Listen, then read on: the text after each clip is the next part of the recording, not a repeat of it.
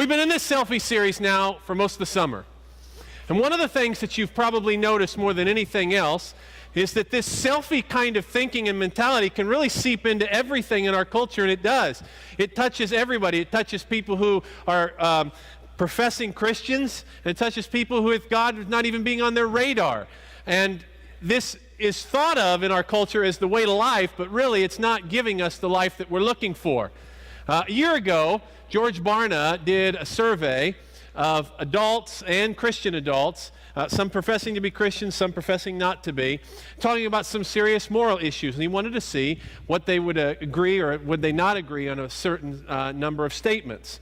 And so he asked the same questions to people who said they're not Christians, God's not on their radar, that they're not professing Christians, and he asked the same set of questions to people who said that they were believers. And here are these 6 statements and the results of them.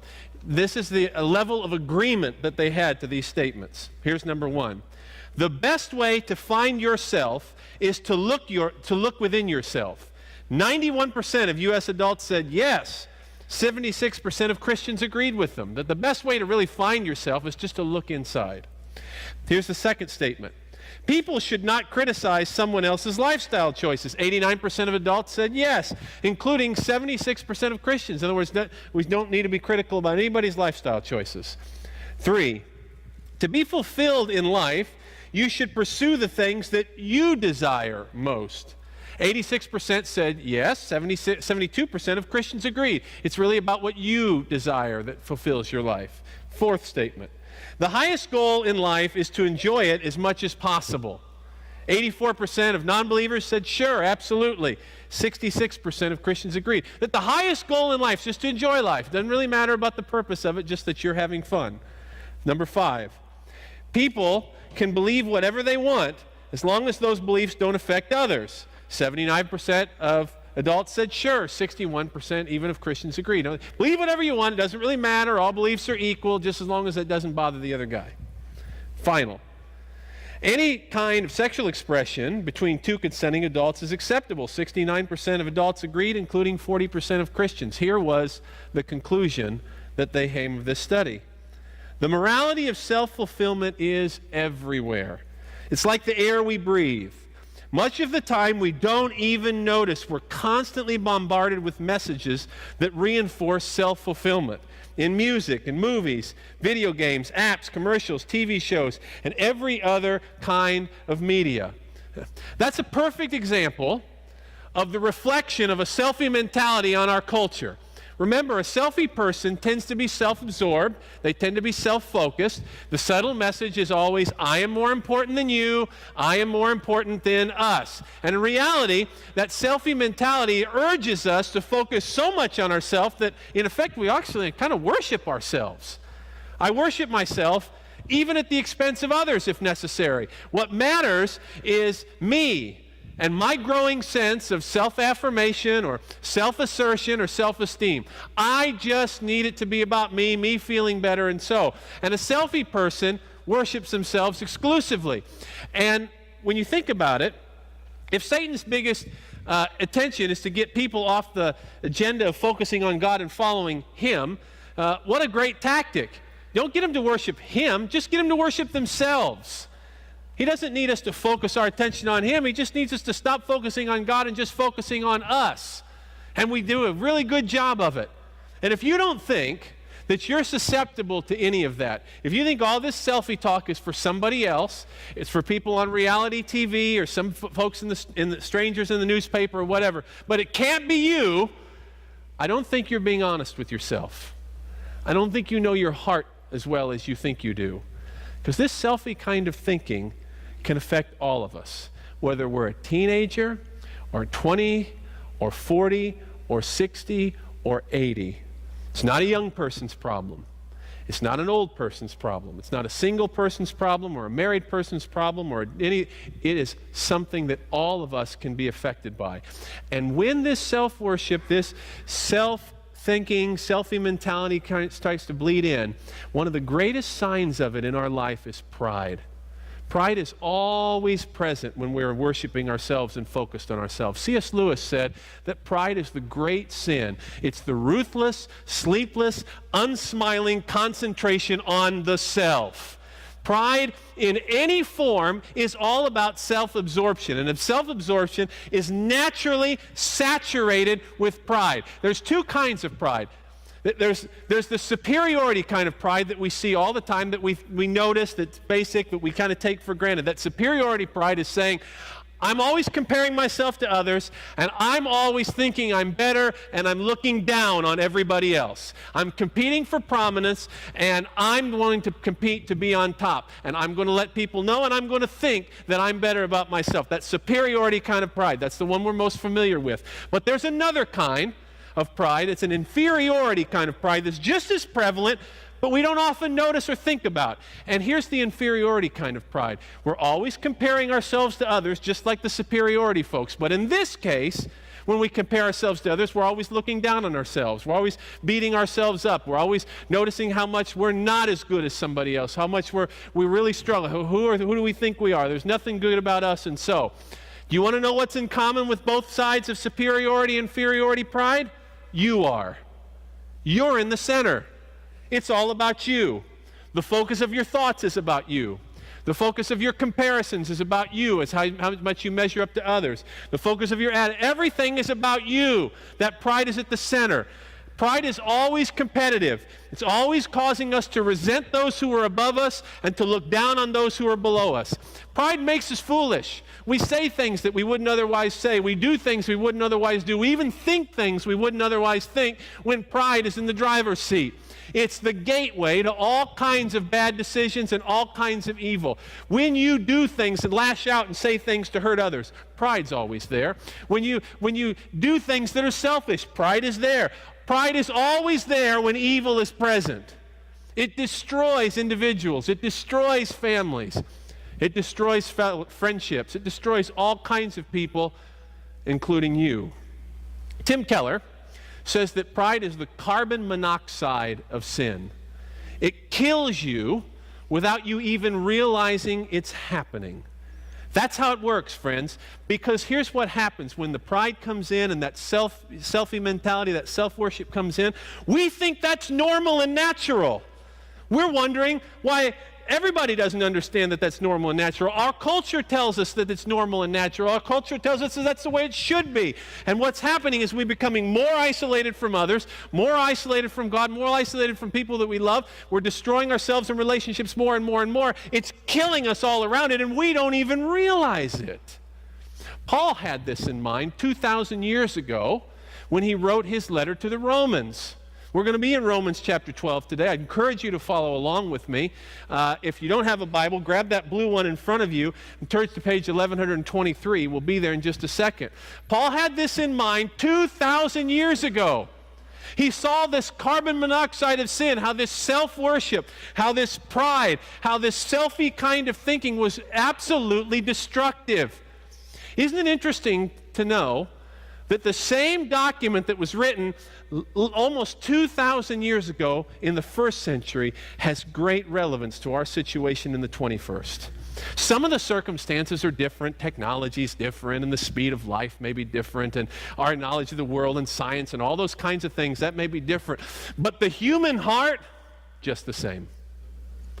The human heart's just the same. And that's why he speaks right to our heart. There are two kinds of people that he's writing to in this church. One is a small group made up of Jewish Christians. These Jewish Christians, for their whole life, have been thought of as, they thought themselves as the people of God. They were the ones that God gave the law to. They were his chosen people and everything. And they had been raised generation after generation after generation to have that identity. And they were proud, morally superior people over everybody else. They felt that they were better. They felt that they knew more. They felt that they were entitled. And this moral superiority, this religious pride, permeated everything they did. That's group one. Smallest group in the church, but an important group. A second group was a group of Gentiles. Now, if you don't know what a Gentile is, it's everybody who's not a Jew, okay? You're a Gentile, and I'm a Gentile if you're not a Jew. The Gentiles were a bigger group in the church. While the Jewish Christians may have been the first, as Paul and others traveled around what is now Europe and East Asia, or West Asia rather, Asia Minor, and expanded the church with planting new churches here and there, Gentiles became Christians. And there were more Gentiles in the church than Jews. For every 10 Jews, there might have been 100 Gentiles. I mean, it was a huge number difference. And Gentiles were beginning to develop a sense of pride, a sense of self-worship. Yeah, look how many more of us are responding to this gospel than you. That was their attitude. God's really doing something in us. He used to be doing something in you. And they were developing this sense of superiority and pride themselves. And Paul, knowing that, addressed both of it head on. In chapters 1 through 3, we don't have time to walk through all of Romans, but I want to hit the highlights for you. In chapters 1 through 3, he basically says this: everybody is guilty of sin, period. If you don't understand that, verses 22 and 23 of chapter 3 say this: there's no difference between Jew and Gentile, for all have sinned and fall short of the glory of God. Why does he have to say that? Because a Jew would say, oh yeah, the Gentiles got a sin problem, and the Gentile would say, oh yeah, the Jews got a... He wanted them to both be hit square in the face. You all are in the same boat. You all are in trouble because of sin. Then he goes in chapter 4, and basically the summary is this: it's never about what we do. It's only about what Jesus has done. It's about faith in him. It's not about circumcision. It's not about who keeps the law. It's not about who jumps through the right moral hoops. It's about your faith in Jesus Christ, period. He shifts again into chapter 5, where he starts talking about that the only way to be right with God is to have faith in what Jesus did in his saving death on the cross. In verse 6, he makes this point: you see, at just the right time, when we were still powerless, Christ died for the ungodly. Now, why did he have to say that? He had to make sure that they understood they were powerless. It wasn't about what they did. God demonstrates his own love for us in this: while we were still sinners, Christ died for us. They needed Jesus. This is not something they could do on their own. They wanted to think they could do it on their own. They wanted to think they were strong enough, or they had just needed the right answers or whatever, but that wasn't the way it worked. They were broken without him. Then he shifts gears and he keeps going. His thing is this: Jesus is the only answer for your pride-filled separation from God. He gave his life to take your place. His punishment that he received was really the punishment that you deserved, and he took your place in that. He lost his life that you could have life. He lost his peace that you could have peace. He shifts gears to hit them then with this 1-2 punch that their ego needed more than anything else. The first punch was this: to know that Jesus had to die humbles you. To know that Jesus had to die for you humbles you, because you don't want to think that. You want to think he had to die. If he had to die, he had to die for Fred. He didn't have to die for me. No. To know that Jesus had to die for you means that there's darkness in your life. He had to die for you. That's humbling. He has to die for me? But then the second punch is also important. To know that he was glad to die for you, that he wanted to die for you, infirms you and fills you with love completely. That's the gospel. You were so black because of sin and dark in your life, he had to die. But your life can be so filled with his love and the light of him because he was glad to die for you. That's the whole point. That's the gospel. So then he shifts into chapter 6 through 8, and he's saying, if we had to die and he was glad to die, what are we being proud of? We got nothing here. We didn't earn this new life in Christ. Only our confidence in Jesus is the only way that we can be confident, this new life that we have in the Spirit. By the time he gets to chapter 12, he's ready to get very, very practical with them. He's saying that we have to give all of our life into this new life in Christ. This wonderful thing that Jesus did. Our only response is not to say, well, I guess I'll go to church on Sunday. Well, I guess I'll read my Bible or do a devotion or do... No. The only possible response to a Jesus who's giving you all is to give him all. And he says this in chapter 12. Verse 1, I appeal to you by the mercies of God to present your bodies as a living sacrifice. So you're giving him your whole life.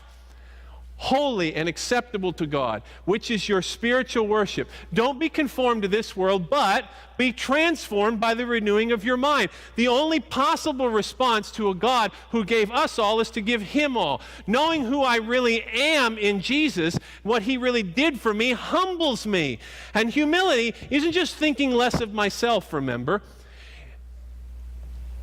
It's thinking of myself less. It's taking myself out of the center and putting him in. So I humbly present my whole life, all of it, to worship and serve God. Selfie worship, this self-worship over here, is cured only by true worship. This self-worship where I'm all about me and focused on me, the only cure for it is to truly know and worship God by presenting my life as a living sacrifice to him. Over here, the fruit of this self-worship is pride. That's what it'll produce. It'll produce pride, either the inferiority or the superiority kind. But it's going to produce me-focused thinking and life. But over here, the fruit of true worship is loving devotion and honor. Loving devotion and honor. If we want to change our life, if we know that there's darkness and pride and garbage in our life, it's like a weed. We don't cure a weed by just pulling it out and walking away. If all you do is pull a weed and walk away, what happens? It grows back. You have to replace it with something. You replace the weeds of sin and garbage in your life. By the power of the Holy Spirit, they're pulled out and then replaced by a life of true worship and devotion to him, primarily with love and honor. With love and honor. That's how you remove this self-worship, self-pride in your life, this loving devotion and honor to him, expressed in true worship. Now here's what he says in verse 9 of chapter 12. Love must be sincere. Hate what is evil. Cling to what is good. Be devoted to one another in brotherly love. Honor one another above yourselves. Hate what is evil. Cling to what is good. Be devoted. Honor one another. True love is best expressed in devotion and honor. This love is the pinnacle. That's clear. Love is the top. How do you express this love? Well, the first way is to devote yourself to one another. The second way is to honor one another above yourselves. Everything is built around that love principle. First, it's not hypocritical. It's sincere. It clings to good. It hates evil. It produces devotion to others. It causes me to honor other people above myself. Nothing works. He'll go on after this. We won't take time this week. Pastor Kenneth actually will next week to go on in this passage. But he goes on and he lists all kind of different practical examples of how this makes sense. But it all comes back to the love piece.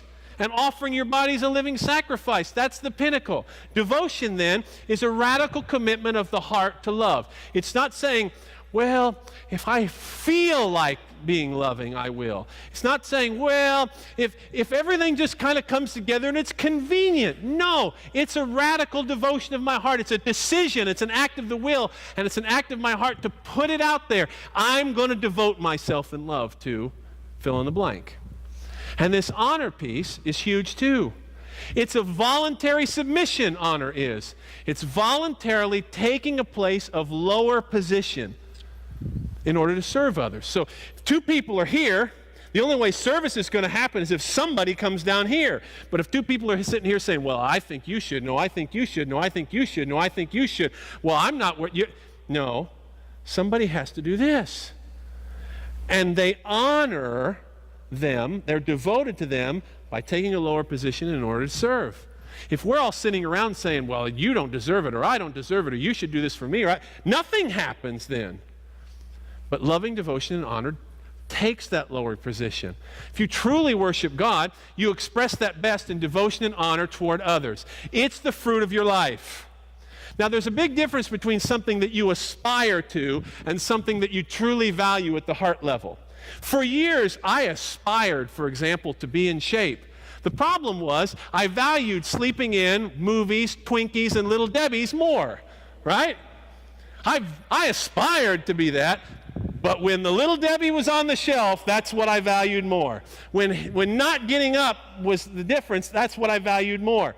You say, well, I aspire to have a college degree someday, or I aspire to get this certification. But in reality, you don't value what it takes in the reading and the going to class and all that other stuff. No, you aspire to it, but you value not doing something else. There's a very big difference between aspiration and value. Everyone in this room aspires to be a person of loving devotion and honor. I have no doubt about that. You aspire to it. In fact, if we did a man on the street interview today, people who have no sense of God on their radar, if you ask them, do you want to be a person that's known for your devotion to others? They're going to say, sure.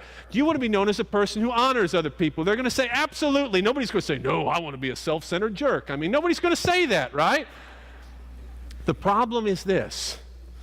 We aspire to loving devotion and honor, and we value our pride more.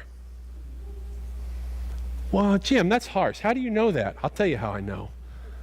Because confession and repentance isn't normal, but image management is. I'll tell you how I know.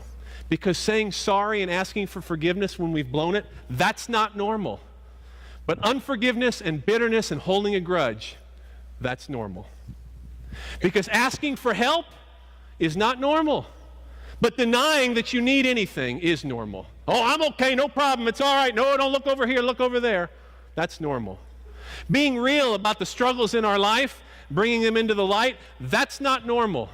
But wearing a mask and living in darkness, that's normal. How do you know, Jim? Because being a person of sacrificial service, even when it's inconvenient and hard and takes a long time, is not normal. But standing over here and saying, well, I'll do something only when it's convenient and easy for me, that's normal. Giving everything in order to reach people who are far from God in our family or our community or whatever, unfortunately, that kind of sacrifice is not normal. But doing whatever it takes to make me and my friends happy, that's normal. We aspire to be people of loving devotion and honor, but our pride takes precedence. So how are we going to break free, guys? First, we just can't talk about this. We have to act. Devotion and honor are not passive. They're not passive. If you think they're passive, you're wrong. If you think this is a philosophy only, you're wrong. If you think this is just a theological thing to get your head around and sort of believe, no, you're wrong. It has to be action. I ran across this story of Henry Heimlich the other day. It's really kind of a powerful story. If you don't know who he is, he's the Heimlich maneuver inventor. You know, he was a chest surgeon in the 70s. He invented what we know as the Heimlich maneuver, which is a maneuver to help save people in the midst of when they're dying of choking. You can save their life. He demonstrated it hundreds of times. He never actually used it in a live setting until he was 96 years old in his retirement community with that 87-year-old woman right there who sat next to him and was choking to death at dinner one night. Before the other people and the nurses or whatever could react, old Henry Heimlich got behind her and saved her life. Finally used the maneuver that he'd designed 40 years ago. Friends, if we refuse to stretch ourselves, we just want to aspire to this, but we don't want to live it. If we refuse to stretch ourselves, we're going to bring spiritual death upon ourselves and those around us. But if we live this, we will bring spiritual life everywhere we go. Everywhere we go. Friends, our actions are not just for the short term either. Devotion and honor have long-term implications. It's not just what we do today that matters. Long-term implications matter. I ran across an interview that Kim Alexis gave a little while ago. Kim Alexis, if you don't know her, was a supermodel in the 80s. Very well known in all the different magazines. She's still active and doing some modeling today. But she, in this interview, said, you know, modeling is a lonely and a silent business. You're there to portray an image. You don't speak. Sometimes she admits she was put in questionable shoots and things that if she could take back, she would. But one of the things she's very thankful for in her career is she never did a nude shot. Never. Not once. Here's what she said about that. She said, you're in a small room with a couple of people and who think that it's art to take your clothes off. You have to stand there and say no, thinking these people are going to be mad at me. But what you don't realize that you're doing could possibly have ramifications for many years to come. She says Her 18-year-old son came up to her the other day and thanked her for never doing a nude picture, because he would have had to find that out from somebody else, his friends, and she never put him in that position. When she was a supermodel active in the 80s, her son wasn't born. The decision she was making before her son was even born had ramifications on his life some 18, 20 years later. Friends, that's when we're serious about making love and honor, devotion and honor our value, it's not just going to have short-term ramifications. It's going to matter for generations to come. The decisions you make today will affect your grandchildren's lives. You say, man, my kids are 5. They're going to be kids someday, or they're going to be parents someday. The decisions you make today will have ramifications on their lives forever. The decisions you make today will transform your office down the road. It's going to ripple out long-term implications. It's no secret that pride always puts me first. Devotion and honor, though, friends, put other people first. Other people first. I want you to listen to the story of Faye Hawkins. Patty and I have been good friends for over 15 years. And we did everything together. We enjoyed vacations together. We shared our weekends together. So when I heard what had happened, I wanted to go see Patty. But Patty and I had been in business together, and we'd had a very bitter argument and said a lot of angry words. We hadn't spoken to each other in about 3 years. So I was very hesitant to go see her. I didn't want to make her hurt more. So that Sunday, after my friend told me about her son, I had gone to a church, and this was before I joined Parkgate, and the pastor was speaking on Matthew 5. It says that if you bring your offering to the altar and you remember that someone has something against you, you're to leave your offering there at the altar and go and make peace with that person and then come back. I knew God was talking to me, and that was what I needed to do. So I got in my car after service, and all the way down to Galveston, I was arguing with God. I don't want to do this. I don't want to hurt her more. I don't want to be rejected. And I'm just afraid. I really don't want to do this, Lord. But I kept going. And finally got to the ferry landing and drove onto the ferry, and we took off. And then I was still talking with God as we were leaving port, and I heard a knock on my window. So I turned to the side and saw that it was Patty's grandson. Actually, it's Randy's son. And he knocked on the window, and I rolled it down, and he said, "Aunt Faye, are you going to see Grandma Patty?" And I said, "Yes, I am. And who are you with?" And he said, "I'm with Aunt Kathy." So I said, "Well, take me to the car. I want to talk to her." So he did. He took me over to see her. And I told Kathy, I said, "Kathy, I don't know. I don't want to hurt Patty more. And I don't know if I'd be welcome. So, but I want to go see her because my heart hurts for her." So she said, "Faye, I know Patty would want to see you." She said, "Why don't you follow me over to the house, and I'll go in first, and I'll tell her you're here, and then I'll come tell you if it's okay for you to come in." So I said, "Okay." So when the ferry landed, I followed Kathy to the house, and Kathy went up the stairs to tell Patty that I was there. And then she came back outside, and she said, "Faye, get up here." So I went up, and Patty was in one of the bedrooms, so I went over to her and I'm so sorry.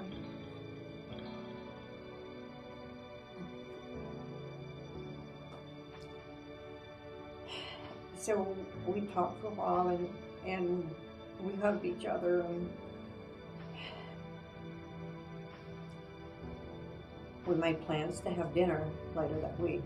So we went to dinner and we talked for a long time. I apologized and she said, it is I that should apologize to you. So we made peace then.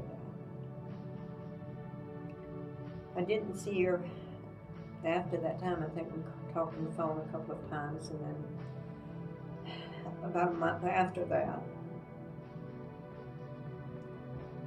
I got a call that Patty had been found in her bed. She was dead. She had had an aneurysm. And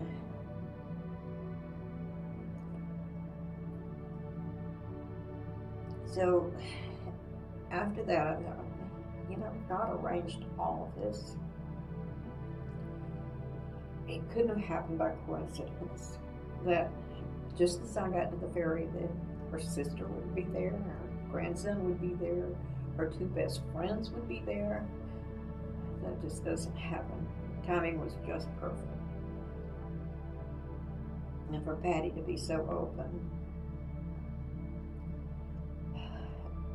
it gave me a great deal of peace, and I'm glad I did. My name is Faye Hawkins, and this is my story. Friends, none of that would have been possible had Jesus himself not been the perfect example of loving devotion and honor to Faye and to you and to me. He was devoted to Faye, to you, and to me so much that he died for us. He was devoted to Faye, to you, to me so much that he honored us by the shedding of his own blood. You really can't go any farther than that. You can't. There's nothing more he could have given. And he would have done it again for you, for Faye, for me. If that's the case, friends, I can finally lay down my self-centered pride, this desire to just worship myself and be all about me, and I can pick up true worship, the fruit of which is loving devotion and honor, because Jesus lovingly devoted himself and honored us through the breaking of his body and the shedding of his blood, which we celebrate now. It should motivate all of us to not just aspire to honor and devotion, but to value it with our very lives and build our lives around it. Today, as we sing this closing song, this table is open for you. It's open for you because Jesus made it so. If you're a follower of Jesus, celebrate his broken body that makes you whole, his shed blood that washes your sins away. If you're not a Christian today, that's not who you are. We've been talking about something that's foreign to you right here, right now, in your own words. You can invite his forgiveness in, and you can declare that he will be the leader or the Lord of your life, and then this table is open for you too. Would you stand with us as we close? The table of the Lord is open for you here, around the sanctuary, to come, take the elements, return to your seat, and thank God for his gift.